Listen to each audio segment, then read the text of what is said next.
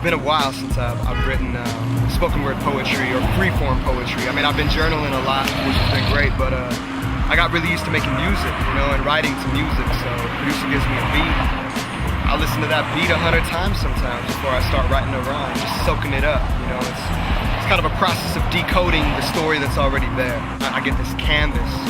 So what kind of color do I want to add to that canvas? And I've really gotten used to that, you know, making so much music over the years, so it's been challenging to go back to a blank page and just writing something poetically from scratch, creating something out of nothing.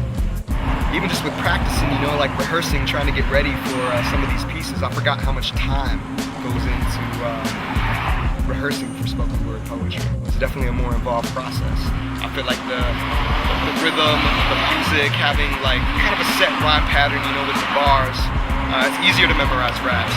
Memorizing a spoken word piece, I feel like you gotta add, you know, 3 or 4 times as much time to that.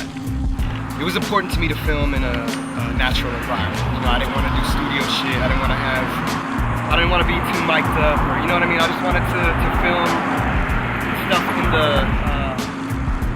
out in the world. You know, I feel like this particular collection of poetry requires that.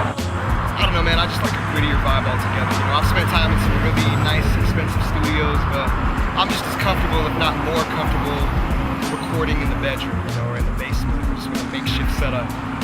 It's a violent moment, you know, physical violence as well as intellectual violence. It's a paradigm shift. Paradigms don't shift without violence. Sometimes that violence happens internally, you know, so there's an element of grit to this, and there's an element of sensitivity and humanity. Everything that I've done has been different, man, and that's what I feel good about, you know. It's harder to market. It's harder to reach a particular niche.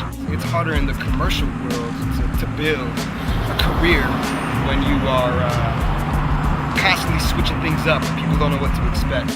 But I feel like over time, that's what's going to make me sustainable as an artist.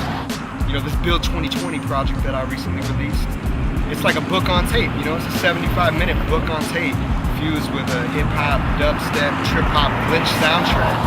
You know, it's different. Some people don't like different. Some people don't know how to take that, or it takes people a while to get into it. But that's okay with me. I feel like I have a lot of material that spans a lot of different genres, a lot of different interests, you know. I'll talk about sex, I'll talk about meditation, I'll talk about politics and futurism, I'll talk about our history, our culture.